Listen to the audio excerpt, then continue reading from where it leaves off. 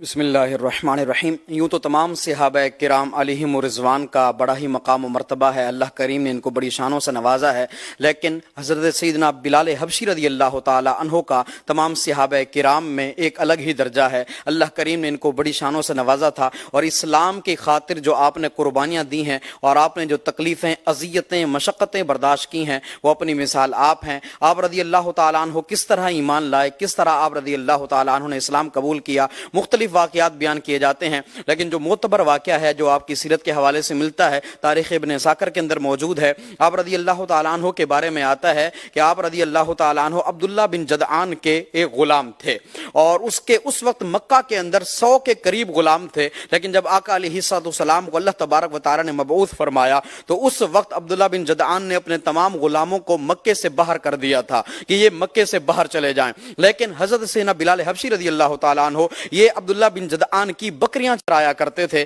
ایک بار یوں ہوا کہ آقا کریم صلی اللہ تعالی علیہ وآلہ وسلم سیدنا صدیق اکبر رضی اللہ تعالی عنہ کے ساتھ ایک غار میں بیٹھے عبادت کر رہے تھے۔ اس وقت جو ہے وہ حضرت سیدنا بلال حبشی رضی اللہ تعالی عنہ باہر بکریاں چرا رہے تھے۔ آقا علیہ السلام نے غار سے اپنے منہ مبارک کو باہر نکالا، اور آقا علیہ السلام نے ان کو بلوایا اور کہا، اے چرواہے، کیا تم ہمیں دودھ پلاؤ گے؟ تو حضرت بلال حبشی رضی اللہ تعالیٰ عنہ قریب آئے اور آ کر کہنے لگے، میرے پاس صرف ایک بکری کا اختیار ہے، اگر آپ کہیں تو میں پلا دیتا ہوں۔ آقا علیہ السلام نے ارشاد فرمایا، ہاں ٹھیک ہے، لے آؤ۔ حضرت بلال حبشی ایک بکری لے آئے۔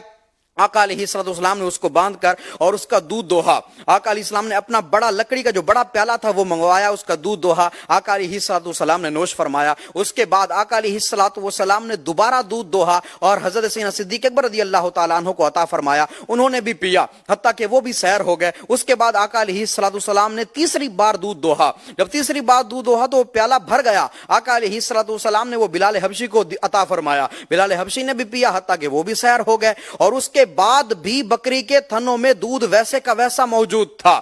اس کے بعد بلال حبشی نے یہ منظر دیکھا تو وہ بھی حیران رہ گئے، تو آقا علیہ السلام نے حضرت بلال حبشی کو ارشاد فرمایا، کیا تم مجھ پر اسلام لاؤ گے؟ کیا تم اسلام لاؤ گے؟ تو بلال حبشی رضی اللہ تعالیٰ عنہ نے فوراً اسلام قبول کر لیا۔ آقا علیہ السلام نے پھر ارشاد فرمایا کہ تم اپنے اسلام کو چھپا کے رکھنا، یعنی لوگوں کو نہ بتانا کہ تم ابھی اسلام لے آئے ہو۔ اس کے بعد بلال حبشی رضی اللہ تعالیٰ عنہ ساری بکریاں لے کر چلے گئے۔ جب گھر پہنچے تو ساری بکریاں جو ہے وہ دودھ کثرت سے دینے والی بن گئی، یعنی ان کے تھنوں میں بہت زیادہ دودھ ہوا۔ مالکان بھی حیران رہ گئے کہ آج کل لگتا ہے یہ بندہ جو ہے جو غلام تھا، یہ بندہ جو ہے وہ ایسی جگہ پر بکریاں چرا رہا ہے جہاں پر بہت کچھ ہے۔ تو یہ معاملہ ہوا تو لوگ بھی وہاں کے خوش ہو گئے جو مالکان تھے۔ اب بلال حبشی روزانہ آتے، آقا علیہ السلام کو دودھ پلاتے، صدیق اکبر رضی اللہ تعالیٰ عنہ کو دودھ پلاتے اور دین سیکھتے رہتے۔ دوسرا دن گزرا، اسی طرح تیسرا دن بھی ہوا، بلال حبشی آئے اور آقا علیہ السلام کو دودھ پلایا، صدیق اکبر رضی اللہ تعالیٰ عنہ کو دودھ پلایا، اور اسلام کی باتیں سیکھتے رہے۔ یوں آپ دین بھی سیکھتے رہے، اسلام بھی سیکھتے رہے، اور یوں آپ کا کام بھی ہوتا رہا۔ اور ایک وقت وہ آیا، چوتھا دن جب گزرا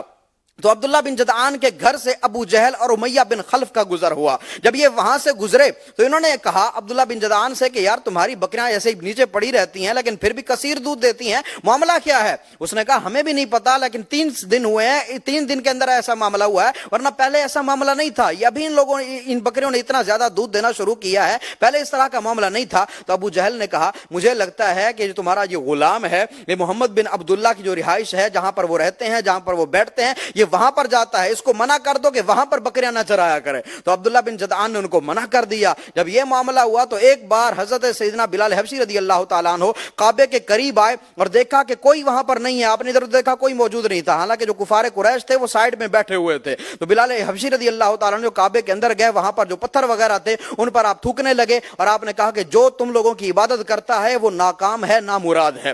جب یہ معاملہ ہوا تو جو کفار قریش تھے ان لوگوں نے دیکھ لیا، وہ آپ کے پیچھے دوڑے، تو حضرت بلال حبشی رضی اللہ تعالیٰ عنہ وہاں سے نکلے اور آپ عبداللہ بن جدعان کے گھر میں چھپ گئے۔ وہ سارے کے سارے لوگ قریش جو تھے وہاں پر پہنچ گئے اور وہ کہنے لگے عبداللہ بن جدعان سے کہ تمہارا وہ غلام کہاں ہے؟ حالانکہ عبداللہ بن جدعان جو تھا وہ بھی اپنے غلام کو نہیں جانتا تھا، کیونکہ اس نے لوگوں کے سپرد کر رکھا تھا۔ تو اس نے جیسے ہی کہا کہ بھی تمہارے پاس وہ غلام ہے، عبداللہ بن جدعان نے آواز دی تو بلال حبشی باہر آئے، کہا تم کون ہو؟ تو وہاں کا جو نگران تھا اس نے بتایا کہ یہی وہ غلام ہے۔ کہا میں نے تو آپ کو کہا تھا کہ ان سب کو جو ہے وہ مکے سے باہر کر دیا جائے۔ کہا نہیں، اس کے بارے میں آپ نے نہیں کہا تھا، کیونکہ یہی بکریاں چراتا ہے اور یہی اچھے طریقے سے بکریاں چرا سکتا ہے، کوئی اور یہ کام نہیں کر سکتا۔ تو اب عبداللہ بن جدعان نے یہ کیا اس نے کہا کہ یہ جو غلام ہے نا، یہ میں ابو جہل اور جو تھا ساتھ میں امیہ بن خلف تمہارے سپرد کرتا ہوں، تم جو چاہو کرو۔ اس کے بعد انہوں نے اس غلام کو لیا، حضرت سیدنا بلال حبشی رضی اللہ تعالیٰ عنہ کو، اور ایک جگہ بڑی جو ہے پتریلی قسم کی زمین تھی اور وہاں پر بڑی کڑکتی ہوئی دھوپ تھی، وہاں پر لے آئے اور وہاں پر لٹا دیا اور مارنے لگے۔ جب آپ کو زور زور سے مارنے لگے تو وہاں سے سیدنا صدیق اکبر رضی اللہ تعالیٰ عنہ کا گزر ہوا، تو حضرت سیدنا صدیق اکبر رضی اللہ تعالیٰ عنہ نے کہا کہ اے امیہ، یہ تم کیا کر رہے ہو؟ اس بیچارے نے تمہارا بگاڑا ہی کیا ہے؟ تم اس پر کیوں اتنا ظلم و ستم کر رہے ہو؟ تو وہ کہنے لگا ابو جہل سے اور اس کی جو کمپنی کے جو بھی لوگ تھے ان سے کہنے لگا کہ دیکھو اب میں ان سے ایسا مذاق کرتا ہوں جو آج تک ان سے کسی نے نہیں کیا ہوگا۔ تو وہ سیدنا صدیق اکبر رضی اللہ تعالیٰ عنہ سے کہنے لگا کیا تم اس غلام کو مجھ سے خریدو گے؟